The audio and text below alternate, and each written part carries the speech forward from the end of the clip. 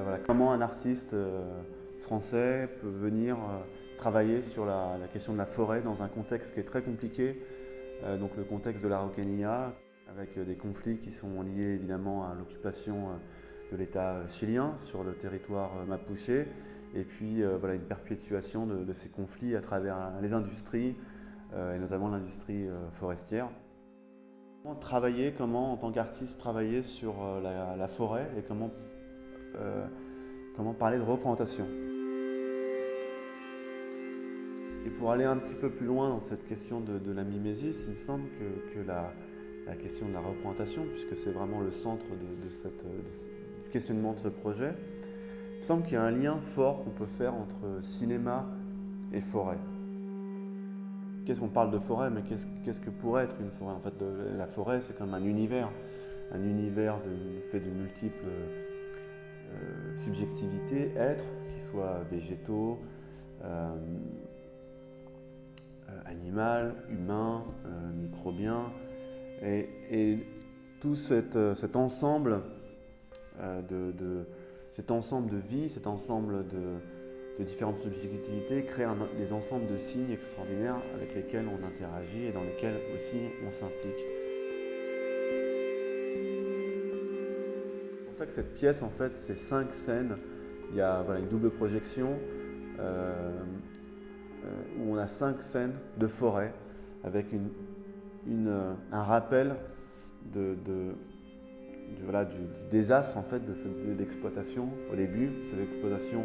d'accumulation primitive, vraiment en représentation d'un néolibéral sauvage en fait. Et puis après une forme de déconstruction avec ces personnages qui essayent de faire un film de la forêt. Et c'est là où je tresse un petit peu cette analogie entre cinéma et forêt, où on a donc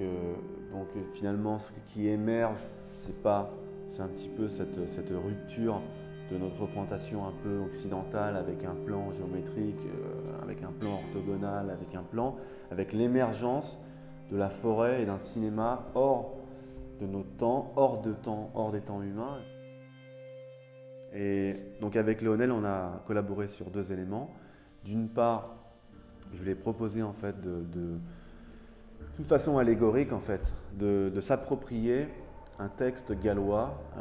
du XIIIe, XIVe siècle, qui aurait été réécrit au XIIIe, XIVe siècle,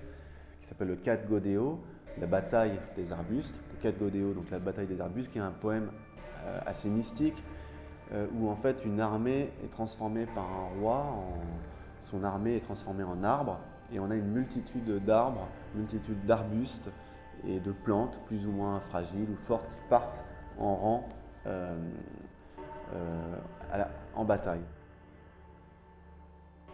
Et donc, Against the Drought of Signs, c'est à la fois la présentation l'essai d'une représentation complexe, métamorphique de la forêt, à travers la vidéo, à travers des sons, et à travers aussi ces 4 textes qui me semblent être comme une forêt, être une production de signes, pas du tout dans une dimension postmoderne, mais plutôt dans une dimension de polyphonie, d'alliance entre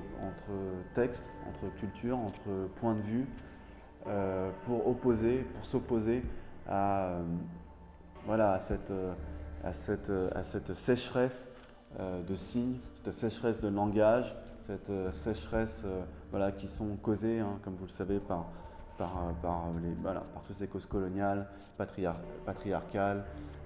néolibérales, économiques, capitalistes évidemment.